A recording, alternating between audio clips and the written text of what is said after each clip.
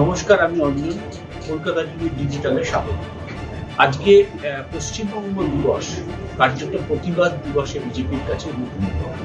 পশ্চিমবঙ্গ দিবস করতে আজকে যখন শ্যামাপ্রসাদ মুখার্জির বাড়িতে যান বিজেপির রাজ্য সভাপতি সুকান্ত মজুমদার, এবং তারপর সুকান্ত মজুমদার সেখানে সিদ্ধান্ত নেন যে তিনি ডাক্তার রজত শুক্র, তিনি মুখ্যমন্ত্রীর বিদেশ সফরের সময় প্রতিবাদ মুখর হয়েছিলেন মুখ্যমন্ত্রীর সভায়, সেই রজত শুক্র এসছেন তার কলকাতায় তার মাকে দেখতে, তার বাড়ি যান।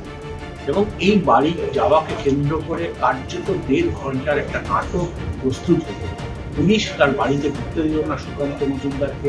সুকান্ত মজুমদারও জায়গা ছাড়লেন না, তিনি গাড়ির মধ্যে বসে রইলেন। বিজেপির কর্মীরা সেখানে রাস্তা অবরোধ করলেন। শেষমেশ দেখা গেল যে ডাক্তার নিজে বাড়িতে অপেক্ষা করছেন সুকান্ত মজুমদারের জন্য, কিন্তু তিনি যখন এলেন না 1 ঘন্টা পর, তখন ডাক্তার নিজেই বাড়ি থেকে বেরিয়ে সুকান্ত মজুমদারের সঙ্গে দেখা করলেন। এবং শেষমেশ পুলিশ সুকান্ত মজুমদার এবং ডাক্তার দুজনকেই গ্রেপ্তার করে লালবাজারে নিয়ে গেল। এই পুরো ঘটনাটা ঘটল প্রায় কয়েক ঘন্টা ধরে। কেন ডাক্তারের সাথে দেখা করতে দেওয়া হলো না, কেন সুকান্ত মজুমদার ডাক্তারের সঙ্গে দেখা করতে গেছিলেন, এর কোনো ব্যাখ্যা কিন্তু নেই কারোর কাছেই। ফলে এই ঘটনাকে কেন্দ্র করে একটা উত্তপ্ত পরিস্থিতির সৃষ্টি হলো পশ্চিমবঙ্গ দিবসে। এবং সুকান্ত মজুমদারের পরবর্তী যে অনুষ্ঠান বা প্রোগ্রাম ছিল পশ্চিমবঙ্গ দিবসের অনুষ্ঠান, তা বাতিল হয়ে গেল। এই ঘটনার প্রতিবাদে রাজ্যের বিজেপির সভাপতি সুকান্ত মজুমদার, কেন্দ্রীয় দপ্তরের রাষ্ট্রমন্ত্রী সুকান্ত মজুমদারকে এভাবে পুলিশ হেনস্থা করেছে, তার প্রতিবাদে আজ এবং আগামীকাল রাজ্য জুড়ে বিজেপি প্রতিবাদ দিবসের ডাক দিয়েছে। সর্বত্র মিছিল সভা করবার নির্দেশ দেওয়া হয়েছে। একটা সামান্য ঘটনা কার্যত একটা বড় রূপ নিয়ে নিল কয়েক ঘন্টা ধরে, এবং তারই সুযোগ নিয়ে বিজেপি আজ এবং কাল প্রতিবাদ দিবস ডাকলেন। এবং সুকান্ত মজুমদারও নিজেও বলেছেন যে তিনি কোনো অন্যায় করেছেন কিনা ডাক্তারের কাছে গিয়ে যেতে চেয়ে, তিনি কোনো ল ভায়োলেশন করেছে কিনা, এগুলো তিনি পুলিশের কাছে জানতে চেয়েছেন, কিন্তু পুলিশ তাকে কোনো ব্যাখ্যা দেননি। তিনি দাবি করেছেন যে তিনি একজন কেন্দ্রীয় মন্ত্রী, কেন তাকে এভাবে অ্যারেস্ট করা হচ্ছে সে ব্যাপারেও পুলিশ কোনো উত্তর দেয়নি।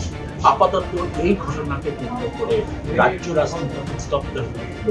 একজন দলের সভাপতিকে এইভাবে হেনস্থা করা হচ্ছে কেন, এরকম অগণতান্ত্রিক ভাবে তাকে গ্রেপ্তার করা হলো কেন, একজন ডাক্তারের সঙ্গে দেখা করতে গিয়ে কেন হেনস্থা হলেন রাজ্য সভাপতি সুকান্ত মজুমদার, এরই প্রতিবাদে আজ এবং কাল রাজ্য জুড়ে বিজেপি প্রতিবাদ দিবস পালনের ডাক হচ্ছে। তার বাড়িটা, যার অ্যাড্রেস হচ্ছে 186C হরিশ মুখার্জি রোড, অর্থাৎ অভিষেক ব্যানার্জি তার বাড়ির পাশের বাড়ি। উনি কেলক কলেজে মমতা বন্দ্যোপাধ্যায়কে মাননীয় মুখ্যমন্ত্রী যখন গেছিলেন নিজেকেই নিজে আমন্ত্রিত করে, সেই সময় উনি কতগুলো প্রশ্ন করেছিলেন।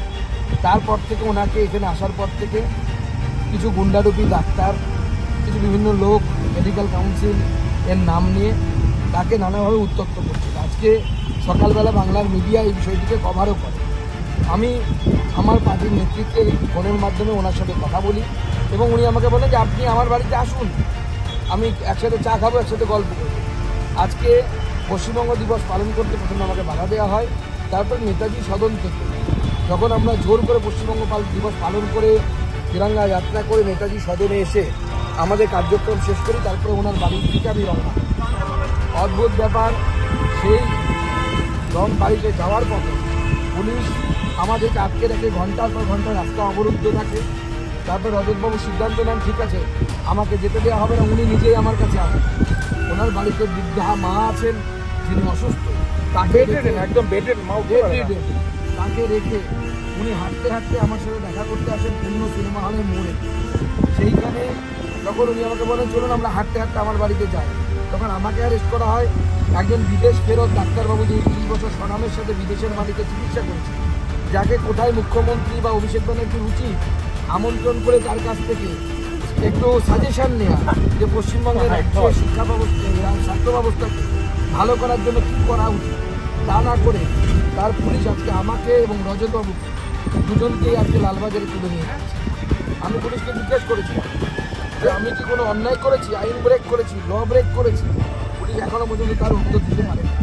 এটা মমতা বন্দ্যোপাধ্যায়ের প্রশাসন এই হিটলারের আমলেও সম্ভবত এর থেকে এই রকমের আচরণ করা হতো না। গণতান্ত্রিক পদ্ধতিতে যতদিন জার্মানিতে ছিল ততদিন পর্যন্ত এই ধরনের আচরণ করা হতো। আজকে মমতা বন্দ্যোপাধ্যায় হিটলারকেও ছাড়িয়ে